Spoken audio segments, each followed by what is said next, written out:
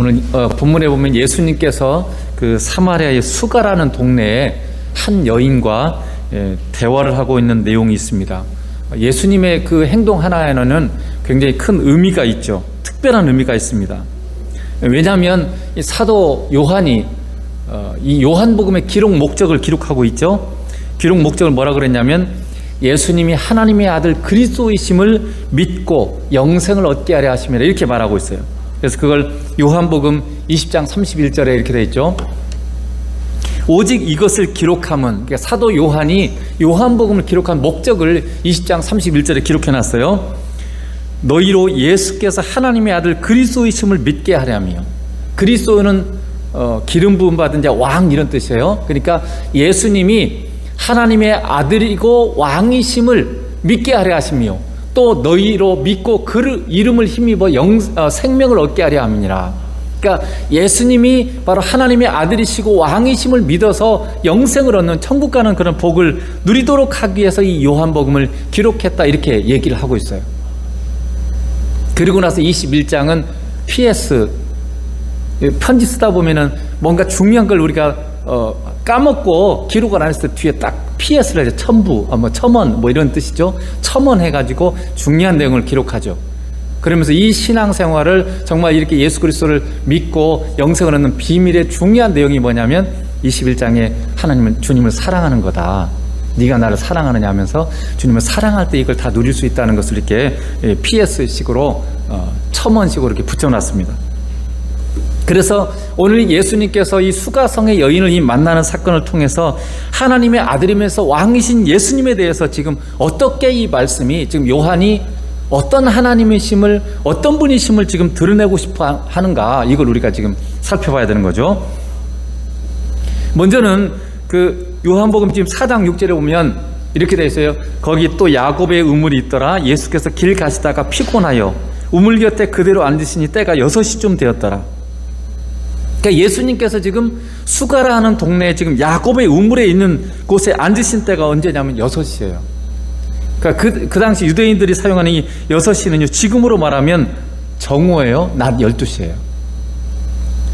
근데 예수님이 지금 피곤해서 여기 앉았다고 하지만은 그냥 예수님이 길을 가다가 우연히 피곤해서 여기 지금 앉은 게 아니에요. 왜냐하면 지금 예수님 만난 이 여인은 어떤 사람인지 아세요? 자, 4장 18절 이렇게 되어 있죠. 예수님께서 이렇게 말씀하셨어요. 너에게 남편 5이 있었고 지금 있는 자도 내 남편이 아니니 내 말이 참되도다. 그러니까 지금 이 여인은 지금 5명의 남편을 두었다가 지금 이혼당하고 지금 6번째 남자를 지금 만나고 있는 거죠. 그러니까 예수님의 당시의 문화를 생각해 보면은 이 여인은요 5번 이혼당한 거예요. 자기가 이혼한 게 아니에요. 지금 여자들도 얼마든지 남편과 원하지 않으면 이혼을 하지만 당시에는 여자가 이혼을 요구하는 건 없어요. 남자가 이혼을 요구해야 됩니다. 그래서 이 5번을 이혼당하고 지금 또 다른 남자를 만나고 있는 거죠. 신명기 24장 1절에 보면 이렇게 돼 있어요.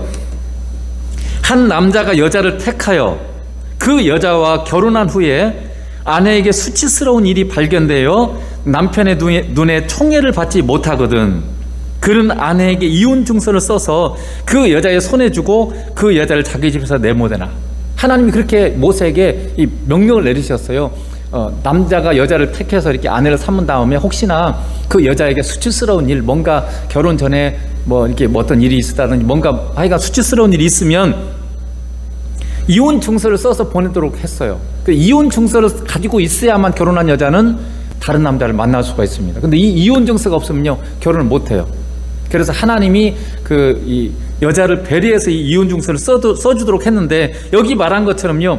근데 그 당시에 사람들이 점점점 인간이 타락하니까 뭔가 여자에게서 분명한 수치스럽고 뭔가 받아들일 수 없는 그런 것이 있어서만 아니라 마음에 안 들면 이혼해버리는 거예요. 살다가 뭔가 그냥 여인이 내 마음에 안 든다, 또 다른 여자가 더 좋아 보인다, 그러면 그냥 이혼시켜버리는 거죠. 그 지금 이슬람권이 그러잖아요. 이슬람에서는 남자가 여자를 이혼할 때요, 너 파혼 3번만 말하면 그냥 파혼이 되는 거예요. 그냥 남자가 말하면, 여자는 권리가 없어요. 말하면 그냥 끝나는 거예요. 그러니까 이 예수님 당시에도 그 비슷해요. 남자가 마음에 안 들면 그냥 너 파혼이다. 이렇게 3번 얘기하면 그냥 파혼이 되는 거죠.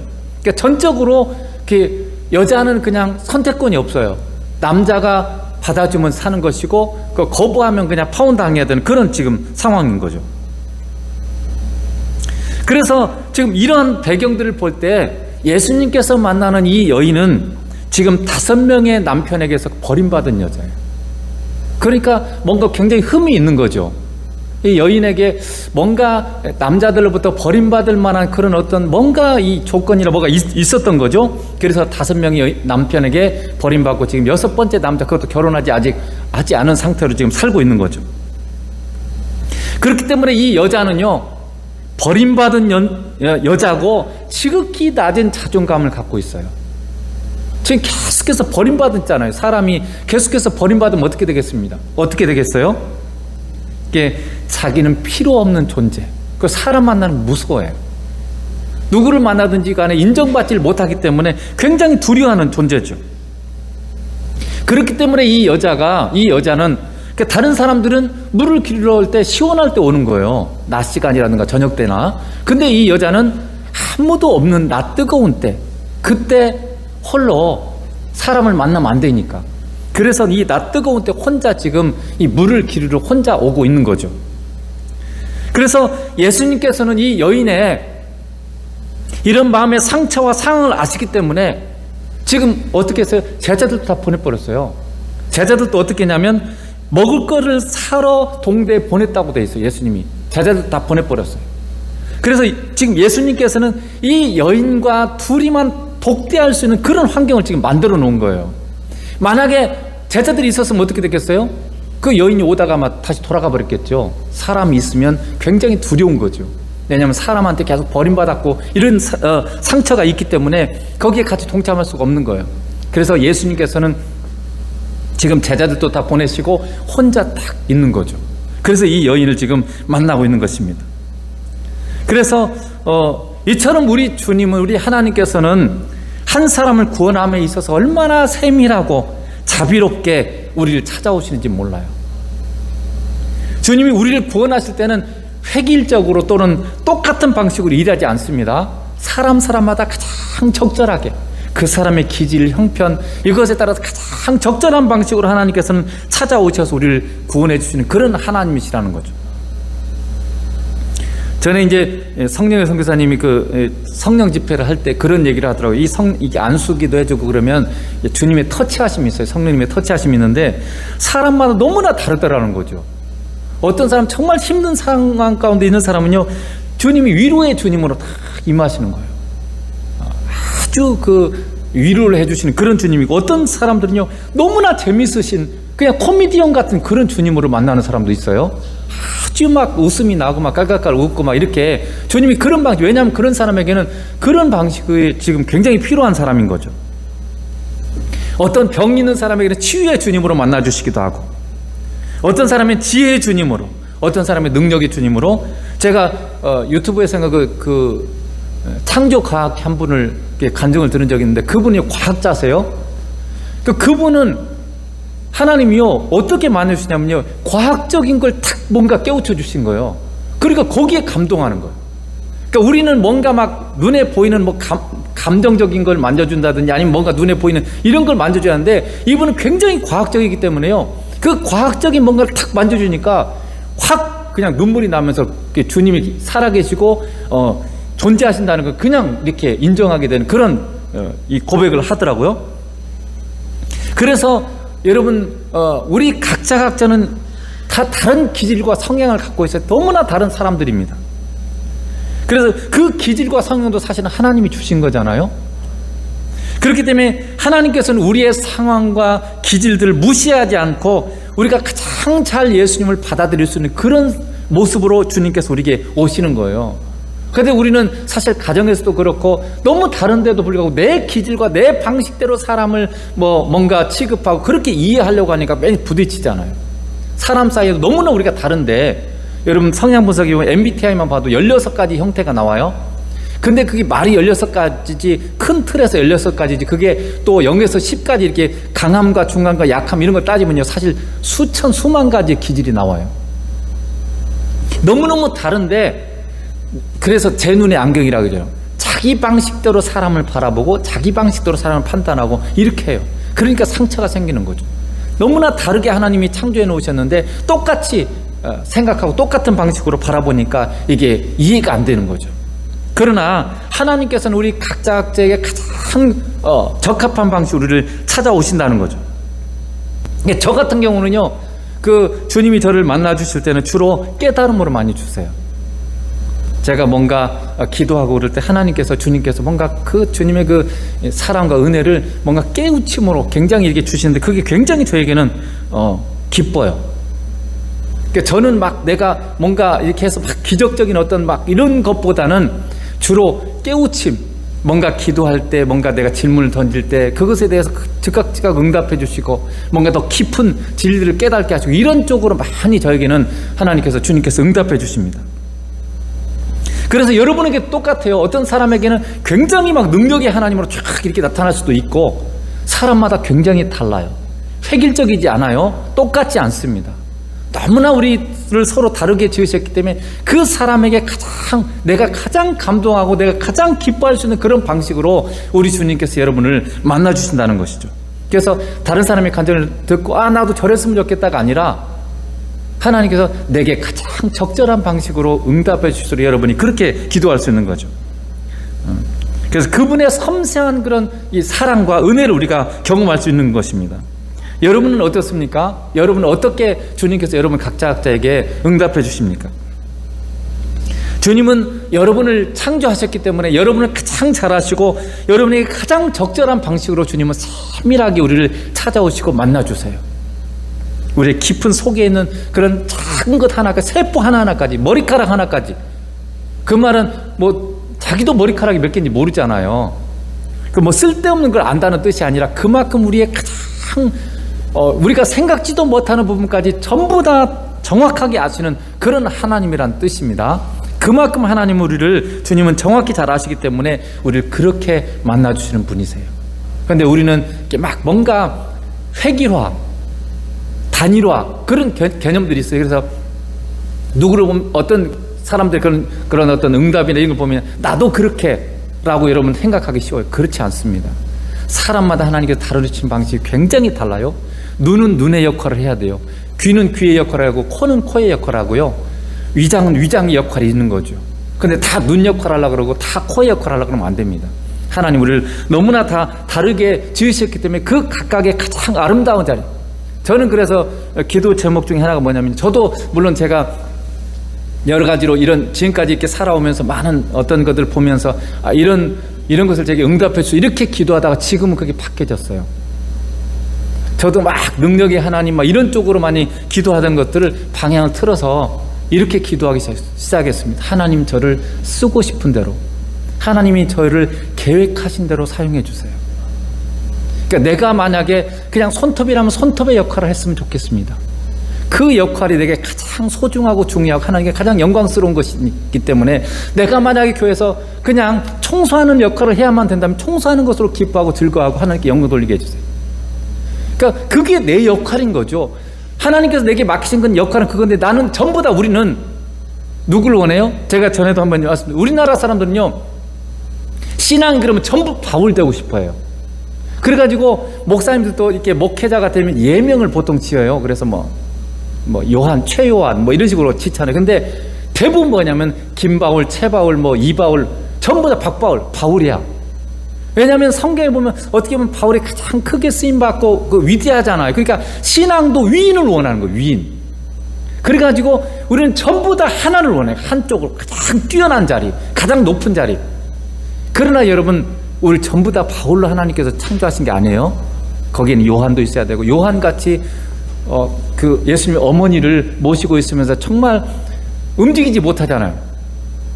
베드로는 얼마든지 움직였지만 요한은요, 예수님의 어머니를 모셔야 되기 때문에 그 자리에 있어야 돼요. 어디 멀리 가지를 못해요. 그렇지만 그 특별한 자리 때문에 요한이 요한복음을 기록하고 그다음에 이 복음서의 마지막인 요한복음을 기록해 놓고 서신서의 마지막인 요한 1, 2, 3서를 기록하고 성경의 마지막인 요한계시록을 기록했잖아요. 안 움직였기 때문에 주님과 더 깊은 교제를 하면서 위대한 이 서신들을 기록한 거예요. 그런가 하면은 여러분 누가같이 의사 누가 있잖아요. 의사 누가는 특별한 뭐가 없었어요. 근데 의사 출신인데 아주 세밀하죠. 그러다 보니까 이 세밀하게 연구하고 살펴서 기록한 게 누가복음이에요. 그리고 바울의 2차 전도 여행 때 바울에게 합류했는데 이 바울과 함께하면서 바울의 그 사역을 전부 기록한 게 사도행전 누가 기록했냐면 누가가 기록했어요. 그렇기 때문에 이 누가라는 사람을 통해서 놀라운 그런 그 사도행전적인 역사들이 우리에게 지금 도달한 거죠. 그러니까 바울 같은 사람만 아니라 누군가는 누가 같은 사람, 누군가는 요한 같은 사람, 누군가는 또 바울 옆에서 디모데나 또 디도 이런 사람들이 누굽니까? 바울 옆에서 정말 바울이 참 그 역할을 할 수 있도록 옆에서 동역자로서 도와준 사람들 아닙니까? 제자이면서도 그런 사람들 역할이 있는 거죠. 근데 막 디모데가 막 내가 바울 돼야 되겠다 이렇게 하면 안 되는 거예요. 그렇게 될 수도 없을 뿐만 아니라 하나님이 그렇게 써주시지도 않아요. 그래서 정말 중요한 건 뭐냐면 하나님의 꿈이 나의 꿈이 돼야 돼요. 나를 향하신 하나님의 꿈이 있어요. 우리 각자에게 하나님이 나를 향하신 하나님의 꿈인데 그 꿈이 내 꿈이 돼야 돼요. 근데 우리는 어떻게 하냐면 나를 향하신 하나님의 꿈이 아니라 내가 꿈을 꾸는 거예요. 나는 바울 같은 사람이 돼야 되겠다. 이 꿈을 내가 꾸는 거예요. 하나님은 그렇게 나를 세우지 않았는데 나는 바울 돼야 돼. 이렇게 하니까 틀어지는 거죠. 이게 안 돼요. 그렇게 되지 않을 바면 핀트가 안 맞고 또 삶에 그렇게 쓰임 받지 못하니까 뭔가 계속 뭔가 이게 세워지지 않는 게 있고 뭔가 약간 뭔가 하나님에 대한 약간 그 내면에서의 어떤 불평이나 아니면 뭔가 이해하지 못하는 뭔가 있는 거죠. 계속. 그래서 중요한 것은 하나님이 나를 향하신 하나님의 뜻이 뭔가, 왜 나를 이런 기질로 지으시고 왜 나를 이런 모양으로 지으시고 왜 지금 나를 여기에 두셨는가, 하나님 나를 어떻게 쓰시길 원하시는가, 그 하나님의 꿈이, 계획이 나의 꿈이 되고 나의 비전이 돼야 되는 거죠. 그래서 다른 사람 앞에 나서 막 이게 크게 되는 것이 목적이 아니라 하나님을 가장 사랑하는 자리, 하나님이 나를 세우신 그 자리에서 충성하는 것, 그 자리가 작은 자리든 큰 자리든 내게 가장 적정한 자리를 주셨는데 그 자리에서 주님을 사랑하고 주님을 이렇게 충성하는 그게 가장 그 사람에게 아름다운 거예요. 코가 코의 역할을 할 때 가장 아름답지, 코가 막 눈 역할을 하려고 하면 어떻게 됐어요? 역할도 못할 뿐만 아니라 하지도 못해요. 그리고 불행해져요. 내 자리, 나의 역할, 이게 굉장히 중요한 거죠. 그래서 그것을 하나님께서 저에게도 깨우쳐 주셨는데, 그래서 하나님이 나를 어떻게 쓰시고 싶어 하시든지 그렇게 쓰임받기를 원합니다. 내가 드러내는 것이 아니라 하나님이 높임받으시, 하나님이 행복해 하신다면 그걸로 족합니다. 나는 드러날 게 없잖아요. 내가 드러나면 오히려 하나님의 이름이 가려지고 주님의 이름이 가려지니까 내 이름은 그냥 제해주시고 없애주시고 주님만 행복하실 수 있다면 나는 어떤 자리여도 주님이 원하신 대로 나를 사용해 주세요. 이게 우리의 꿈이고 우리의 길이라는 거죠. 그래서 하나님은 우리 가장 섬세하시게 찾아오시고 그렇게 사용하시고자 우리 각자를 향하신 그런 계획이 있으시고 그 길로 우리를 이끄세요. 거기에 내가 순복해야 돼요. 근데 나도 모르게 우리는 그런 어떤 세상적인 그 명예욕, 신앙에서마저도 명예욕이 있어요. 세상처럼 뭔가 윗자리, 뭔가 드러나는 자리, 이걸 자꾸 우리가 원해요. 그래서 교회도 여러분 봉사하다 보면요, 성가대, 워십팀, 눈에 보이는 자리는 사람들이 서로 하려고 그러는데 눈에 보이지 않는 자리는 잘 안 하려고 그러는 경향이 있어요. 그것이 바로 우리 안에, 나도 모르게 우리 안에 있는 어떤 그런 욕심들이, 탐욕이 움직이고 있기 때문에 그래요. 하나님이 원하는 대로, 주님이 나를 지금 쓰시고자 하는 대로 기꺼이, 그래서 섬세하신 주님, 자비하신 주님이 쓰시고자 하는 대로 여러분이 그대로 쓰임받는 그런 사람 되길 주님으로 축복합니다. 두 번째로 우리 주님은 성령님을 주시는 분인데 요한복음 4장 14절에 이렇게 돼 있죠. 내가 주는 물을 마시는 자는 영원히 목마르지 아니하리니 내가 주는 물은 그 속에서 영생하도록 솟아나는 샘물이 되리라. 여기서 주님이 주시는 물은 뭐냐면 성령님을 말해요. 성령님도요, 성령 충만도요, 내가 주님을 잘 만날 때 성령 충만이 오는 거예요. 주님과 상관없이 이렇게 되는 게 아니에요. 주님을 잘 여러분이 섬기고 주님을 잘 만날 때 성령님이 우리 안에서 역사하시고 우리에게 더 충만히 오시는 거죠. 그래서 주님이 주시는 성령님을 받은 사람은요, 영원히 목마르지 아니한다 이렇게 되어 있어요. 영원히 목마르지 아니한다. 영원히 목마르지 않는다는 말이 무슨 말이겠어요? 우리의 삶에 모든 갈증들이 다 채워지는 거예요. 우리가 주님을 찾으면 주님은 성령님을 통해서 우리의 삶의 모든 문제, 어려움, 그리고 갈증들을 다 해결해 주십니다. 주님을 찾으면 우리의 모든 삶의 문제의 답을 여러분 찾게 돼 있어요. 여러분 삶의 길이 막혀서 지금 힘드니까 주님을 찾으시면 주님이 그 갈증을 해결해 주십니다. 인간관계가 너무 힘듭니까? 주님을 찾으면 주님이 평강의 길을 열어주세요. 그렇게 할 수 있는 분이 우리 주님이세요. 하는 일마다 여러분 안 됩니까? 주님을 찾으시면 주님이 여러분에게 길을 열어주세요. 주님은 홍해 바다에도 길을 내신 분 아닙니까? 그리고 죽은 나사로도 살리신 분이시잖아요. 이렇게 우리의 목마름을 해결할 수 있는 분이 우리 안에 계시는데 왜 우리는 스스로 힘으로 그렇게 하려고 애를 쓰는지 모르겠어요. 왜 이렇게 놀라우신 주님을 모시고 있으면서도 내가 막 뭔가를 하려고 그러고 내가 뭔가를 해결하려고 그러고 그렇게 애쓰고 사시는지 굉장히 안타까워요. 그것은 아직도 우리가 주님을 잘 모르고 내가 아직도 능력이 있다고 생각하기 때문에 그래요. 그래서 하나님께서 이렇게 이사야 51장 12절에 쉬운 성경에 이렇게 되어 있죠. 내가 바로 너희를 위로하는 하나님이다. 죽을 수밖에 없는 인간을 어찌하여 너희는 두려워하느냐? 풀처럼 쓰러져 갈 인간들을 왜 무서워하느냐? 이 말은 인간은 아무것도 아니라는 거죠. 우리가 죽음을 벗어날 수 있는 인간이 있어요? 자기 인생의 문제를 해결 못해요. 풀처럼 쓰러져 갈 아주 지극히 연약한 그런 존재라는 거죠. 내 인생 하나 책임지지 못하고 내 마음대로 되는 게 없어요. 나이 들어오면서 점점 깨닫는 게 그거잖아요. 내가 내 의지와 결단대로 되는 게 없어요. 내 생각대로 되는 게 없습니다. 내 계획대로 되는 게 없어요. 별로요. 맡겨준 자식 하나 우리가 제대로 키워낼 수 없잖아요. 부모가 돼보니까 자식 여러분 마음대로 키워지던가요? 정말 믿음 좋은 자녀로 되던가요? 안 됩니다. 우리는 내일조차 어떻게 내일이 어떤 일이 발생할지도 모르는 무능한 존재예요.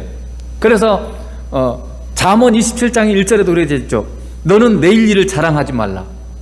하루 동안에 무슨 일이 일어날는지 내가 알 수 없음이니라. 그러니까 내일이 어떻게 될지 모르는 거죠. 내일 자랑할 거 아니에요. 오늘 지금 무슨 일이 생길지 몰라요. 누가 보면 12장에도 그런 얘기를 하잖아요. 어떤 부자가 열심히 해서 먹을 것을 다 준비해놨어요. 노후 준비를 다 해놨어요.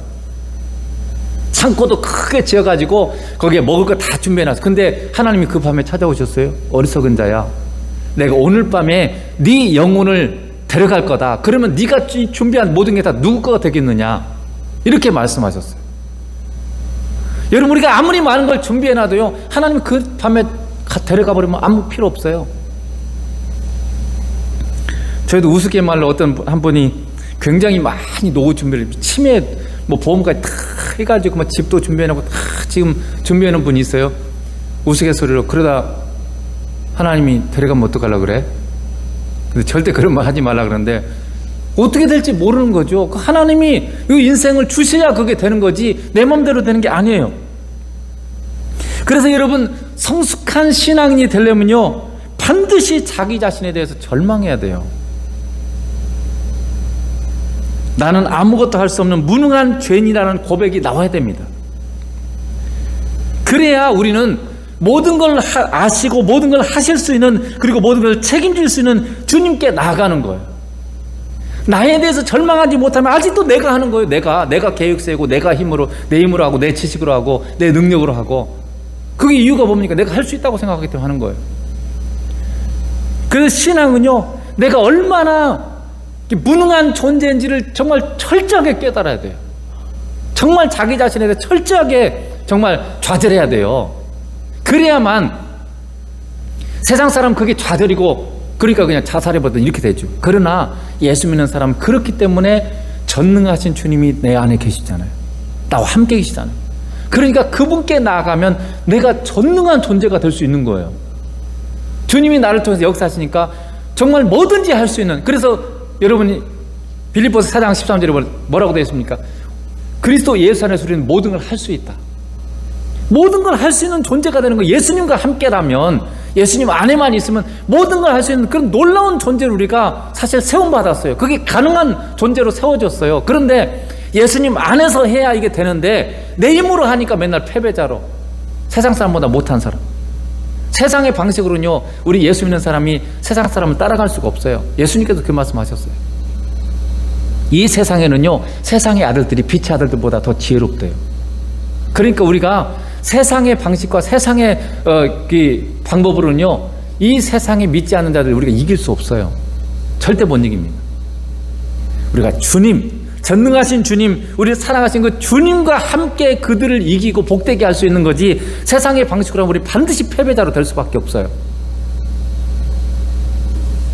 그래서 우리가 주님 앞에 나아감으로 말미암아, 나에게 절망해서 주님 앞에 나아감으로 말미암아, 그 주님을 만남으로 말미암아 우리가 얼마나 복받은 존재인지를 알고 누리게 되는 거예요.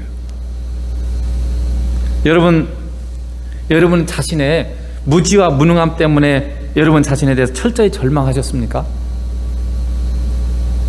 그렇지 않다면 아직도 여러분 멀은 거예요. 나에 대해서 절망하지 않았다면 여러분 아직도 신앙이 아직 멀었어요. 완전히 절망해야 돼. 그래야만 나에 대해서 완전히 절망하는 것만큼 더 주님께 나가게 돼 있어요. 제가 계속 여러분에게 쉬운 얘기를 하잖아요. 예를 들면 주부가 밥 짓는데 밥을 만들면서 기도 안 하잖아요. 왜 안 합니까? 내 경험상이니까 그냥 내가 밥 할 수 있어요. 그냥 하면 되잖아요. 근데 우리는 못하는 것은 기도하잖아요. 뭔가 어려운 일, 내가 하기 힘든 일, 이게 알 수 없는 그런 거 우리가 기도하지. 왜 기도합니까? 모르니까, 내가 못하니까 기도하는 거예요. 근데 우리의 삶에서 우리가 기도를 하지 않고 하는 이유는 내가 할 수 있다고 생각하기 때문에 그런 거잖아요. 그러니까 기도가 그만큼 주님을 찾지 않는 것들이 많다는 것은 그만큼 내가 할 수 있는 게 많다는 얘기예요. 내 삶의 하루를 살면서 내가 기도하는 시간이 없고 기도하는 게 별로 없다, 그만큼 교만하다는 얘기예요. 내가 할 수 있는 게 많다는 뜻이에요. 내가 지금 그렇게 생각하고 있는 거죠. 그러니까 주님을 더 잘 못 만나고 성령님의 역사가 별로 없는 거예요. 나에 대해서 절망할수록 다 모든 걸 하나님께 의탁하고 모든 걸 주님께 찾고, 그럼 더 성령께서 우리를 통해서 역사하시고, 그럴수록 우리가 더 많은 놀라운 하나님의 역사와 경험을 생생히 체험하게 되고, 그래서 우리의 삶에 이 성령님을 통해서 목마르지 않은 채워주심이 우리를 계속해서 경험할 수 있는 그런 삶이 되는 거죠. 그래서 여러분 반드시 내가 얼마나 무능한 존재인지, 우리 인간이 얼마나 무능한 존재인지 여러분 깨닫게 돼야 됩니다. 그래서 나에 대해서 절망하게 해달라고 기도해야 돼요. 나에 대해서 철저히 절망하게 하셔서 정말 주님만 온전히 추구하고 믿고 찾는 그런 사람으로 나를 세워주세요. 여러분 기도해야 됩니다. 그럴수록 여러분이 더 주님을 찾으면 찾을수록 놀라운 하나님의 성령님의 역사를 따라서 여러분이 가득 채워지고 시냇가에 심은 나무와 같이 생명이 넘치는 그런 삶을 살게 될 것입니다. 마지막으로 세 번째는, 예수님은 요한복음 4장 23절에 이렇게 되어 있죠. 아버지께 참되게 예배하는 자들은 영과 진리로 예배할 때가 오나니 곧 이때라. 아버지께서는 자기의 이렇게 예배하는 자를 찾으시니라. 이게 성경이 전체가 한 권이잖아요. 사실은 우리가 지금 장을 나눴고, 이 사실 장을 나눈 게 장을 나누고 절을 나눈 게 사실 중간에 중세 시대 때 나눠진 거예요.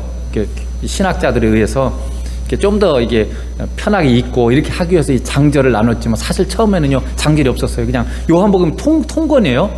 그러니까 읽을 때 어떻게 돼요? 이게 전후 문맥과 이 흐름 속에서 읽어야 되는 거죠. 편지를 이렇게 딱 그 부분만 읽으면 오해할 수 있어요. 전체 흐름 속에서 읽어야 되는데, 자 3장에 보면 뭐가 나왔어요? 거듭남에 대해서 나왔죠. 성령님에 의해서 한 사람이 거듭나는 것에 대해서 얘기를 했습니다. 그래서 성령님이 죄로 말미암아 죽을 한 영혼을, 그 영을 살린다고 했죠. 살린다는 말이, 거듭나는 말이 뭐라고 그랬어요? 영. 우리 사람은요 영혼 육이 있어요. 혼은 뭡니까? 지정의, 우리가 바로 인격이라고 말하는 뭔가 알고 또 감정을 느끼고 의지적으로 결단해서 선택하는 이 부분을 혼이 감당하는 거예요. 육체는 우리 눈에 보이는 육이고요. 이 영이, 우리의 영이 하나님과 교제하는 곳이라고 그랬죠. 근데 예수 안 믿는 사람도 영이 있어요. 그러니까 영이 천국 가고 지옥 가는 거잖아요. 근데 이 영의 기능이 죽었어요. 그러니까 영은 하나님과 교통하는 역할을 하는 거예요. 영의 기능이 가장 중요한 본질적인 기능이 뭐냐면 하나님과 교통하고 교제하는 거. 이 기능을 담당하는 게 영이에요. 근데 인간이 죄로 말면 이 영의 기능이 죽어버렸어요. 그러니까 하나님과 교제가 안 되는 거예요. 하나님과 통하질 않아요. 그러니까 하나님 없이 사는 거예요. 근데 성령님의 예수를 믿는 순간 성령님이 어떻게 해요? 우리의 영을 이 기능을 살려내는 거예요. 살리게 만들어서 우리가 하나님과 교제할 수 있도록 만들어 주셨어요. 그러니까 예수 믿는 사람은 그래서 이제 이 영의 기능이 살아났기 때문에 우리가 하나님을 알고 이게 대화할 수 있고 만날 수 있는 그런 기능이 살아난 거예요. 그래서 이제 중요한 게 뭐겠어요? 3장에서 성령님을 해서 우리 영의 기능이 살아났다면 이제 중요한 것은 하나님과 만남이잖아요. 교제잖아요. 그게 뭐예요? 예배예요. 예배의 핵심이죠. 그래서 이 4장은 하나님과 만나는 이 삶, 예배에 대해서 지금 얘기하고 있는 거죠. 그래서 예수님 우리가 어떻게 하나님과 교제하는 예배를 해야 되는가에 대해서 얘기하고 있는 거죠. 그래서 4장 24절에 하나님은 영이시니 예배하는 자가 영과 진리로 예배할지니라. 영이란 말은요, 하나님은 영이시기 때문에 우리의 육신의 예배를 받지 않으세요? 하나님은 눈으로만 보여지는 그런 예배, 형식적인 예배, 이거 하나님 받지 않습니다. 하나님 영이시기 때문에. 그러니까 즉 영과 진리가 아닌 눈으로만 그럴듯하게 보이는 예배, 사람 많다고 하나님 받으시는 거 아니에요? 그럴듯하게 드린다고 해서 막 경건한 모습으로 드린다, 그런 예배를 받으시는 게 아니에요. 그런 모습은 다른 종교에도 많이 있어요. 그래서 천주교에 사람들이 많이 가는 이유가 가톨릭 같은데 굉장히 거룩하게 보이거든요. 겉모습이 굉장히 거룩하게 보이는 거죠. 막 불교 같은 데 보면요, 먼벽 100일 해가지고 100일 동안 이렇게 벽을 바라보고 그냥 가부좌 들고 이렇게 있는 사람도 있어요. 굉장히 거룩하게 보이죠.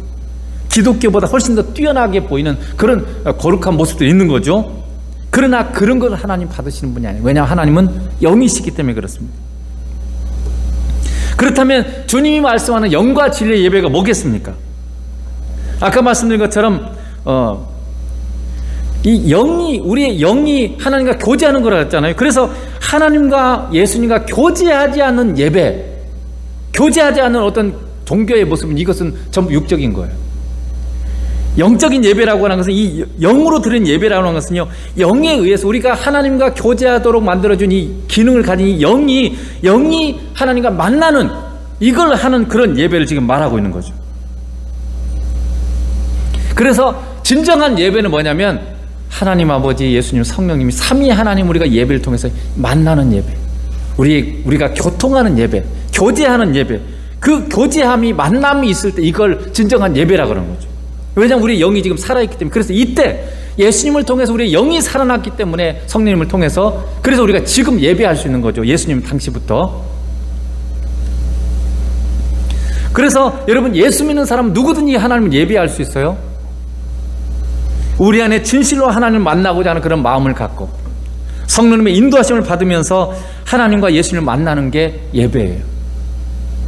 그래서 여러분 안에 정말 우리의 마음의 중심으로부터 진심으로 주님을 만나고자 하는 그런 마음이 있어야 돼요.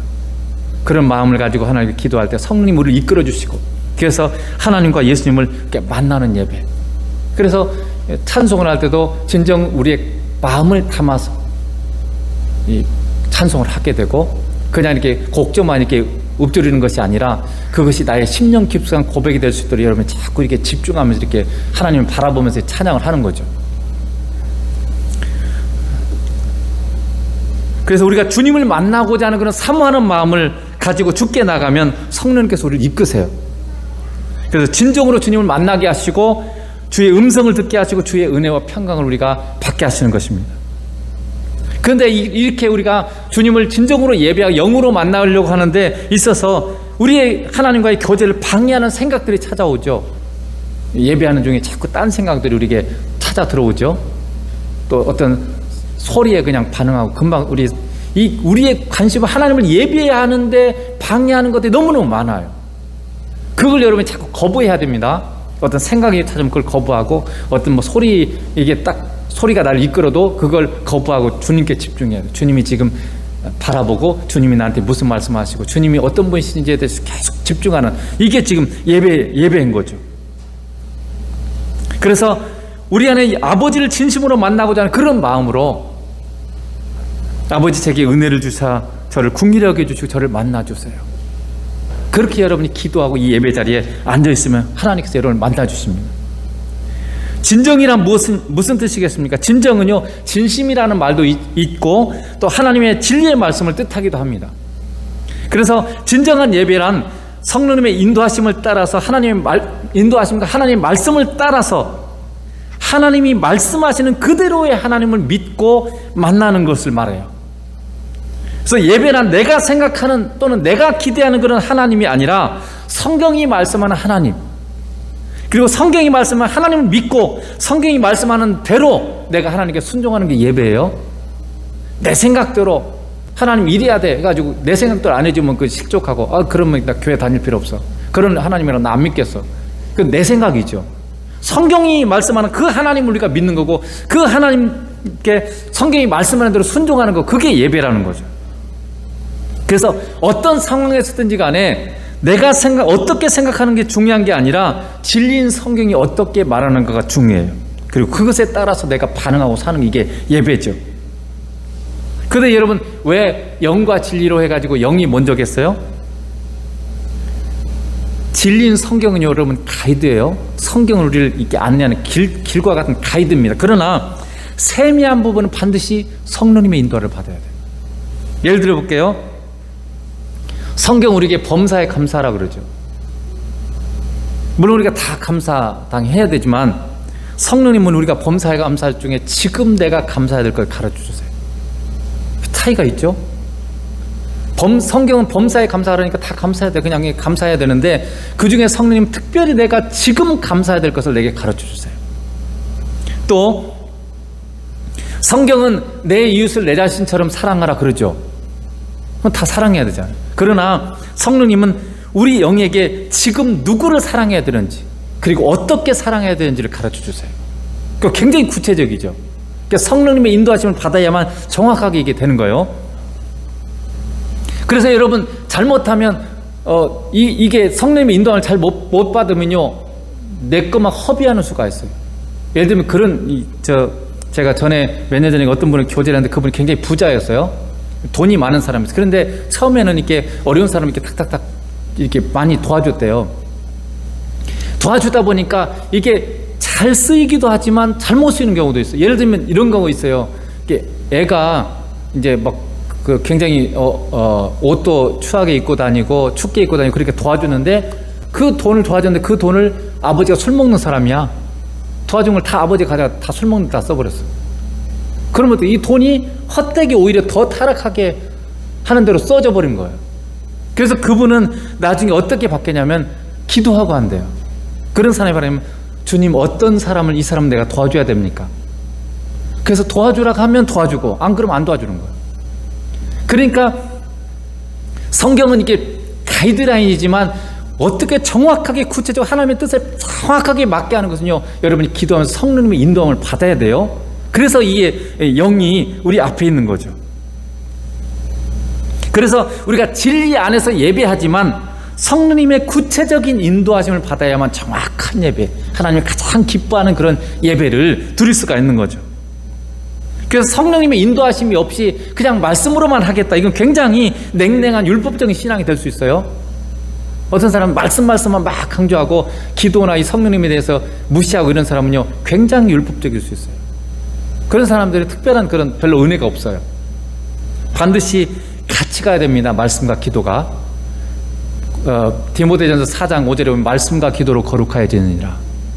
또 말씀을 또 무시하면 안 돼요. 왜냐하면 성령님이 말씀을 주셨잖아요. 그래서 우리에게는 항상 이게 균형 잡히면서 겸손한 하나님께서 말씀을 그대로 따라가야지 막 어느 한쪽으로 가는 걸 이걸 좌나 우로나 치우치지 말라, 이렇게 하나님 말씀하잖아요. 그래서 한쪽으로 가는 것은 극단입니다. 우리는 말씀과 성령이 같이 가야 돼요. 말씀과 기도가 같이 가야 이게 가장 균형 잡히고 하나님을 기쁘시게 하는 그런 신앙이라고 말할 수 있어요. 그래서 여러분, 우리는 신앙인은 말씀을 잘 알면서도 말씀의 인도를 받아야 되지만 무엇보다도 말씀 안에서 성령님의 인도함을 잘 받아야 돼요. 그래서 로마서 8장 14절에 뭐라고 되어 있습니까? 쉬운 성경에 보면, 왜냐하면 하나님의 영으로 인도함 받는 사람들은 누구나 하나님의 자녀이기 때문입니다. 누가 하나님의 자녀입니까? 하나님의 영, 성령님의 인도하심을 받는 사람들이 하나님의 자녀예요. 성령님의 인도함을 받지 못하는 자는 하나님의 자녀가 아니에요. 그래서 제가 여러분에게 얘기했잖아요.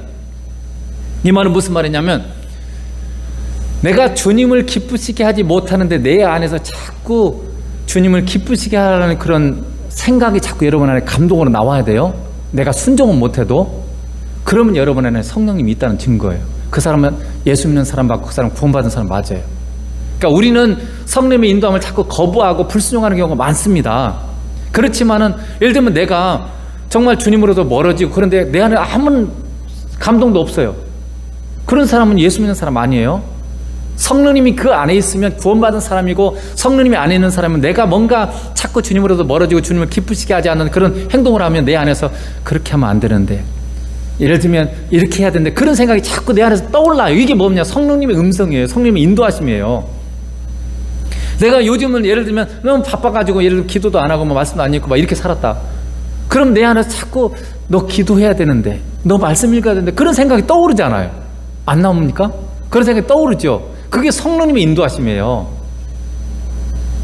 주님을 가까이 하라는 그런 성령님의 인도하심. 그 인도하심이 있는 사람은 뭐냐면요, 그게 바로 구원받은 사람. 여러분 예수 안 믿는 사람 보세요. 예수 안 믿는 사람은 뭐 주님 기쁘시게 안 한다 그래서 그 안에서 예수님 기쁘게 해야 되는데 이런 생각이 떠오를까요? 전혀 떠오르지 않습니다.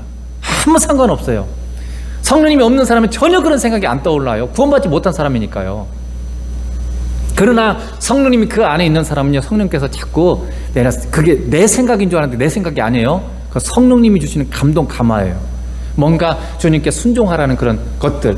예를 들면 뭔가 내가 예를 들어 헌금을 한다든지 뭔가 또 봉사하고자 할 때 어떤 감동이 내게 오는 경우가 있어요. 내가 이번에는 내가 뭐 해야 되겠다 이런 생각을 여러분 주는 경우가 있죠. 그게 성령님의 음성이에요.